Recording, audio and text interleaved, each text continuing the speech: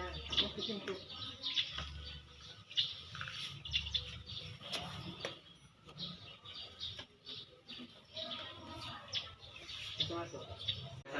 warahmatullahi wabarakatuh.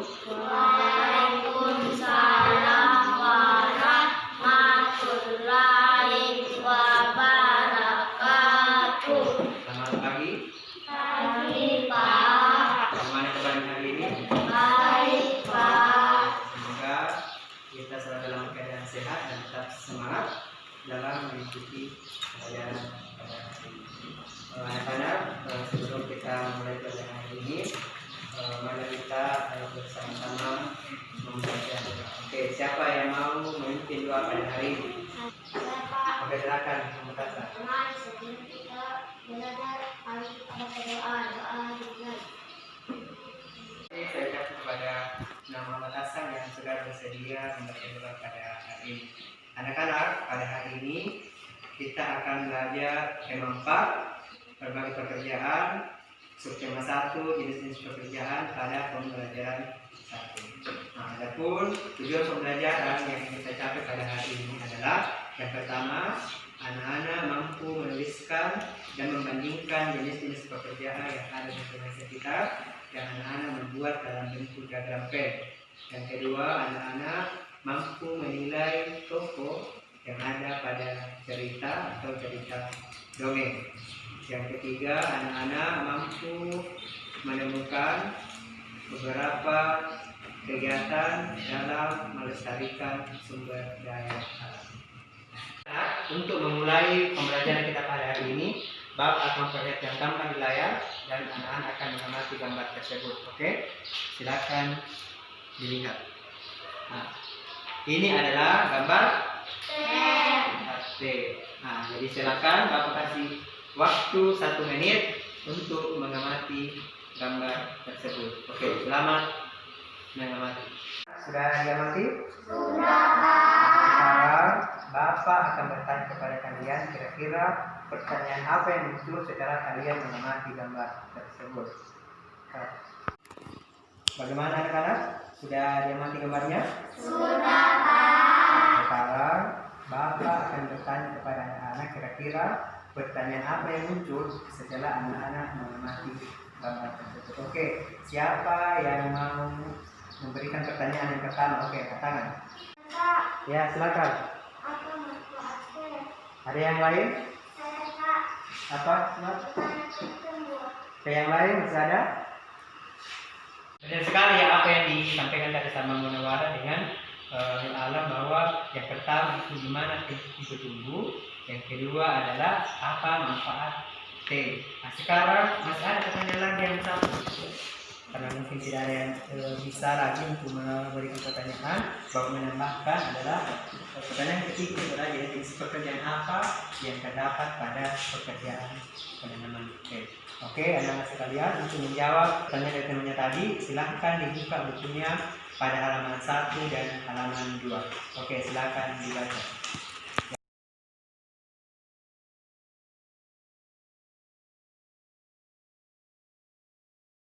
Bagaimana anak-anak? Sudah selesai dibaca? Iya, Pak. Nah, kalau sudah selesai, nah sekarang Pak kembali bertanya tentang pertanyaan yang ditanyakan sama temannya tadi. Yaitu pertanyaan pertama, siapa yang bisa menjawab? Saya, Pak. Ya, silakan.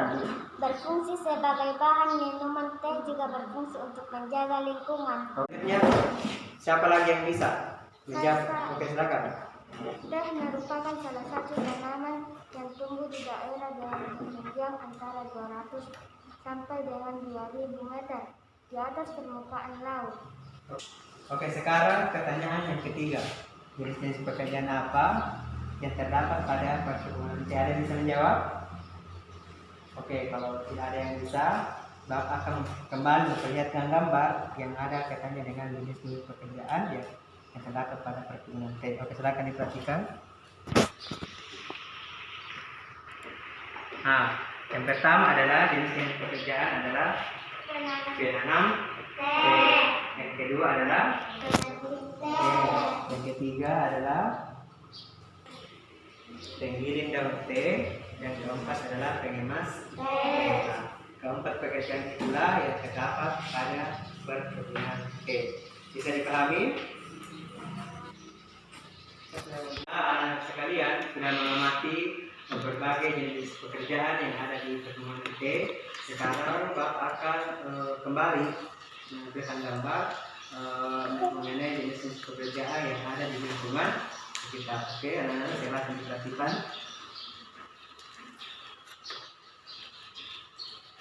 Ini adalah jenis-jenis pekerjaan yang ada di lingkungan sekitar kita. Yang pertama adalah seorang nelayan, guru, petani, polisi. Ini hanya sebagian contoh saja ya, jenis pekerjaan yang ada di lingkungan sekitar. Kemungkinan mungkin masih ada pekerjaan-pekerjaan yang lain yang tidak sama di atas, tapi itu juga bisa dijadikan contoh tersebut pada soal nanti. Jadi sekarang anak-anak bersama-sama mengamati jenis pekerjaan yang ada di lingkungan sekitar. Sekarang anak-anak akan mengerjakan tugas.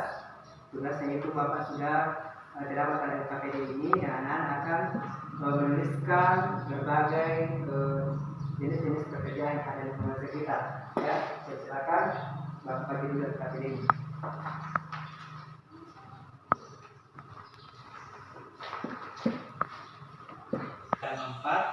Di sini anak-anak akan hanya mengambil dua contoh saja jenis pekerjaan yang ada di lingkungan sekitar.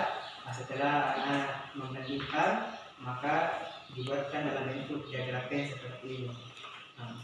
Bagaimana isi dalam diagram itu bisa dilihat di papan. Yang pertama itu adalah jenis pekerjaannya, terus aktivitasnya apa, yang ketiga adalah hasilnya, dan keempat di mana mereka bekerja. Oke, bisa dipahami? Iya. Bisa, oke, silakan dikerjakan dulu.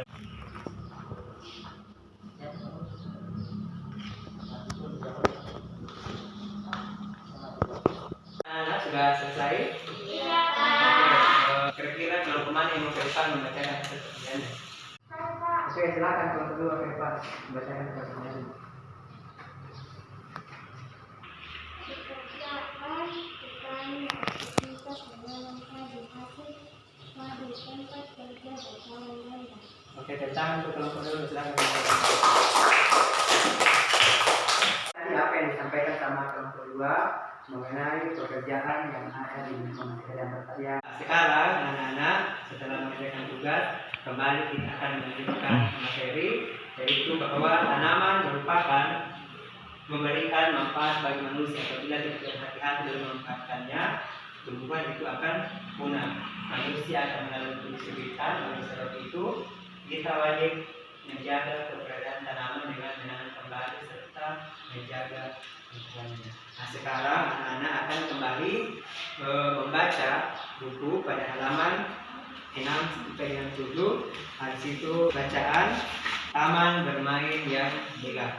Nah, jadi sebelum membaca, Bapak akan menjelaskan sedikit materi yang berkaitan dengan bacaan tersebut. Oke, silakan diperhatikan. Oke, silakan diperhatikan ke atas. Ini adalah unsur intrinsik cerita. Jadi pada sebuah cerita itu terdapat dua unsur, ya. Yang pertama unsur intrinsik dan unsur ekstrinsik. Jadi hari ini kita akan membahas tentang unsur intrinsik cerita. Karena sebentar setelah anak membaca bacaan tersebut, anak akan kembali mengerjakan tugas yang ada kaitannya dengan unsur intrinsik cerita. Oke, yang pertama adalah unsur intrinsik cerita adalah tokoh, penokohan, alur, latar, dan amanah. Tapi hari ini kita akan fokus hanya pada tokoh saja. Ada yang masih ingat apa itu tokoh? Ada yang masih ingat? Ya, silakan. Perilaku atau pesan dalam sebuah cerita. Cepat sekali bahwa tokoh itu adalah bermain atau perilaku dalam sebuah cerita. Nah, sama dengan cerita yang akan kalian bahas sebentar, itu akan terdapat tokoh. Oke, jadi untuk membuat waktu anak-anak silakan dibaca bacaan pada halaman 67 yang berjudul sama dengan bermain. Oke, selamat membaca.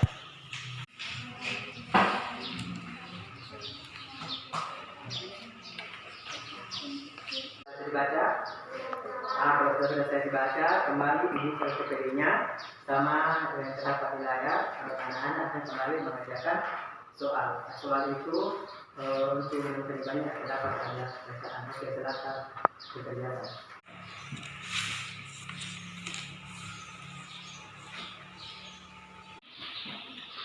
Anak-anak sudah selesai? Iya, Pak. Nah, kalau sudah selesai, kelompok mana lagi yang mau ke depan membacakan hasil pekerjaannya? Saya, Pak. Oke, silakan kelompok 1.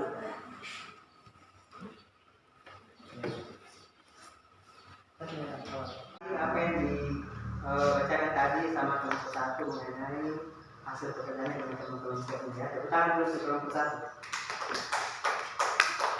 Anak-anak, sekarang kembali kita akan melanjutkan materi ya. Oke, silakan diperhatikan di depan. Selain bermanfaat untuk manusia, tumbuhan juga bermanfaat bagi kehidupan di salah satu contohnya adalah tanaman bakau. Sekarang kalau bertanya, siapa yang pernah melihat tanaman bakau? Di mana tanaman bakau tumbuh? Oke, benar sekali. Sekali tadi bahwa tanaman bakau itu tumbuh di pantai. Nah, sekarang anak-anak kembali perhatikan gambar tanaman bakau tersebut. Nah, sekarang bapak bertanya, kira-kira apa manfaat dari tanaman bakau tersebut? Ada yang tahu? Oke, silakan. Apa teman? Benar sekali bahwa yang pertama adalah melindungi pantai dari erosi dan abrasi. Ada yang lain? Oke, silakan. Oke, betul sekali jawaban dari Claudia. Masih ada yang lain? Masih ada? Kalau tidak ada lagi, silahkan anak-anak lihat kembali ke depan.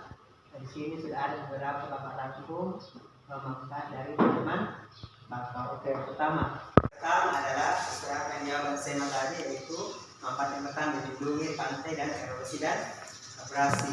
Yang kedua adalah menahan landasan air di laut sampai ke darat. Yang ketiga, sebagai perangkat zat-zat pencemar dan limbah industri. Yang keempat, menciptakan udara pesisir yang bersih dan segar. Yang kelima, menjadi habitat alami bagi biota darat dan laut.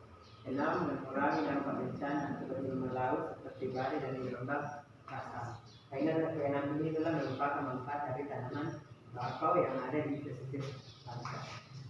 Sekarang anak-anak akan kembali mengerjakan tugas yang ada di SKPD. Tapi tugasnya adalah anak-anak akan menyebutkan 2 sumber daya alam yang ada di sekitar, dan anak-anak akan menuliskan pada SKPD ya, sini sumber daya alam dan contoh kegiatan untuk menjaga kelestarian. Cukup 2 saja sumber daya alam yang anak akan tuliskan di SKPD, dan bagaimana kegiatan untuk menjaga kelestarian. Sudah mengerti cara kerjanya? Oke.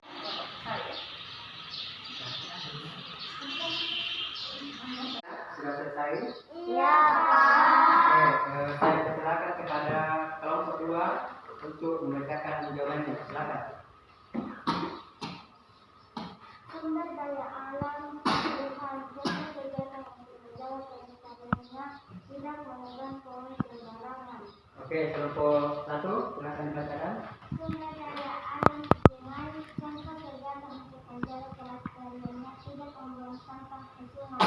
Iya, benar sekali apa yang disampaikan tadi sama kelompok 2 dan kelompok 1. Sekarang tadi kan kita sudah 3 kali sudah mengerjakan tugas, yaitu tugas pertama adalah membandingkan jenis pekerjaan dan membuat nilai KP. Yang kedua, menilai TOEFL pada cerita. Yang ketiga adalah menyebutkan sumber daya alam dan bagaimana cara memanfaatkannya. Sekarang anak-anak akan membawakan soal evaluasi, dan bapak akan memberikan waktu 30 menit untuk mengerjakan tugas ini. Coba Muhammad Hasan ke depan, bagikan sama teman-teman.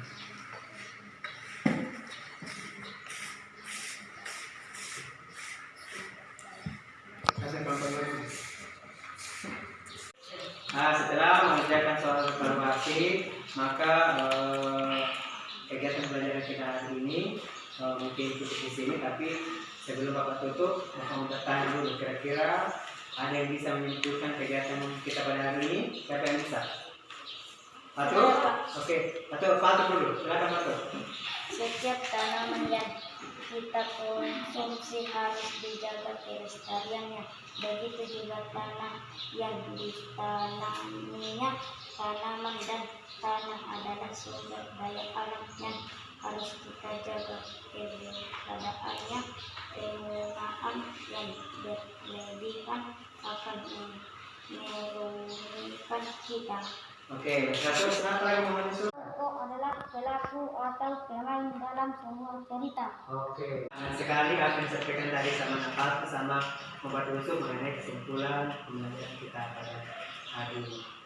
Mungkin pembelajaran kita hari ini cukup di sini sampai di sini, tapi sebelum Bapak tutup, saya persilakan kepada kembali Muhammad Hasan untuk membacakan doa terlebih dahulu. Silakan. Sebelum kita pulang, mari kita baca doa dimulai. Ya. Doa dimulai. Selesai membaca doa tadi, maka kegiatan pelajaran kita hari ini sampai di sini. Pesan Bapak di rumah jangan lupa belajar dan tetap jaga kesehatan ya, yaitu memakai masker dan jangan lupa mencuci tangan. Bapak yang dapat baik terkunjaya. Assalamualaikum warahmatullahi wabarakatuh. Waalaikumsalam.